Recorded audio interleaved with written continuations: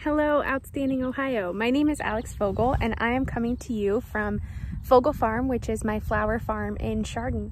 So Fogle Farm, I'm growing about 1 acre of flowers. I grow using regenerative practices, environmentally friendly practices, and I sell flowers to florists, and I also design for weddings. Today I'm going to give you a quick tour of what's going on in the flower field, and then I will give you a little tutorial with some tips and tricks for making beautiful arrangements of your own at home. This is our U-pick field. We grow a large variety of crops. This field is about a 1/2 acre of flowers, and I grow all kinds of things here. So I grow using regenerative practices, environmentally friendly practices. This whole row is scabiosa, which is also known as pincushion flower. And these have just been going wild for me. And the pollinators love them. These are more scabiosa. They're the color is called blackberry.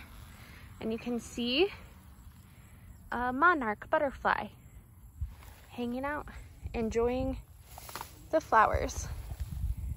It's beautiful. I have come inside from the flower field. I picked some pretty flowers, and I'm going to show you real quick how to arrange. So I like to lay everything out on the counter in front of me, or like on the table in front of me, just so I know what I'm working with. I can see shapes and colors and all that stuff. I'm just designing into like a mason jar today, nothing fancy. So here is this is some chocolate mint. It smells so good. I have some sunflowers, which is a really pretty like burgundy-ish. I have some snapdragons that my friend Katie grew. And I have some dried grasses. I don't know if I'll include these or not, but they're kind of pretty. So the first thing that I like to do when I'm designing into a vase is use greenery to kind of build a matrix for everything else to go into. So the most important things for flower vase life is you don't want a bunch of bacteria to build up. See these little leaves kind of further down on the stem? Those, if you leave them under the water line, will start to break down and feed bacteria. So really anything that goes underneath the water in your vase, you want to strip off the leaves. So I'm gonna strip off the leaves. Ideally you could compost those, that's what I normally do.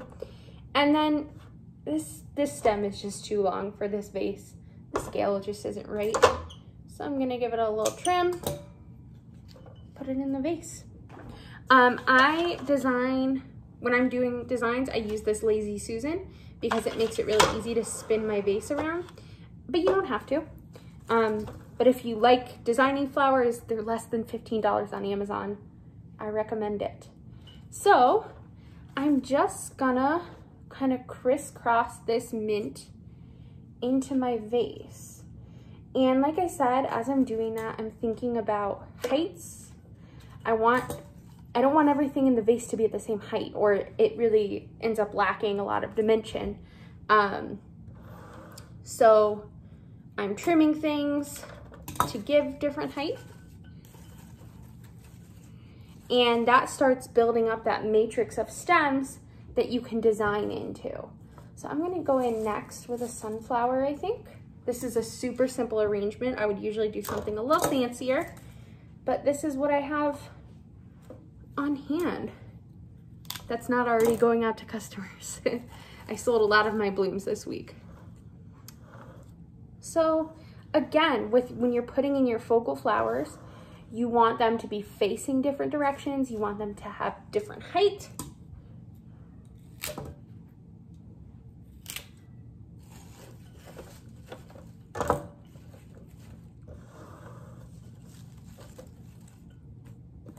Do one more sunflower. This one's a little bit smaller, so I'm gonna do it a little bit taller maybe. Just kind of sitting up above the arrangement. And these snapdragons are a little more like orangey, but I kind of like it.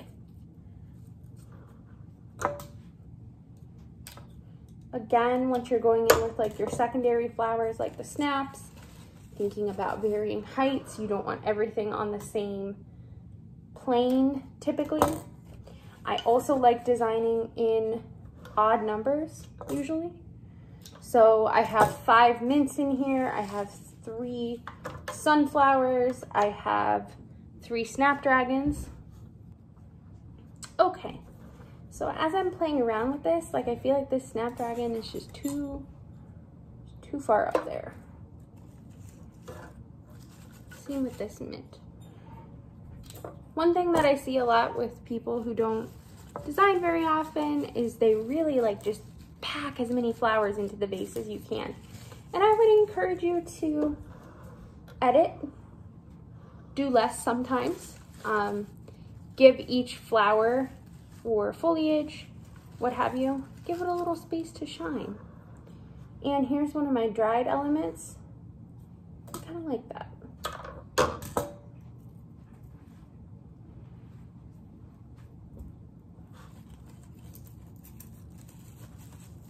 I like how the kind of burgundy ties in with the sunflower. I might do one more of these. See, look, I just violated my own rule. I'm gonna have 2 in here.